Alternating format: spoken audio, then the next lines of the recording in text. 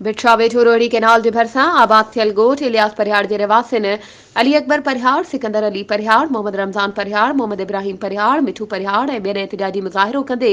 इल्ज़ाम हणंदे चयो त रोहड़ी केनाल RD 40 ते मौजूदु इरिगेशन अमलदार ॻोठाणनि लाइ अवाम आज़ार बणिजी विया आहिनि।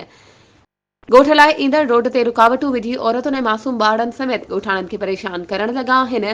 ॻोठ ॾांहुं ईंदड़ रस्ते ते क़ाइमु थियल इरिगेशन ऑफिस में इरिगेशन अमलदार अज़हर अली आलमाणी, अरबाब तहीम उर्फ बारी तहीम ऐं अज़ीज़ रिंद ऐं ॿिया सरकारी अमलदार असांखे मुसलसल परेशान करे रहिया आहिनि। हुननि असांजे ॻोठ ॾांहुं ईंदड़ रस्ते ते कुंडा वग़ैरह रखी असांजो रस्तो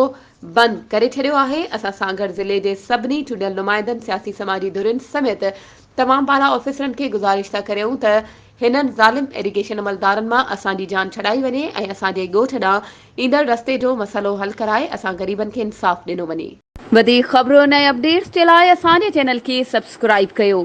ऐं हा, बेल आइकन खे प्रेस करणु न विसारिजो त जीअं असांजी हर नई अचण वारी वीडियो तव्हां ताईं पहुची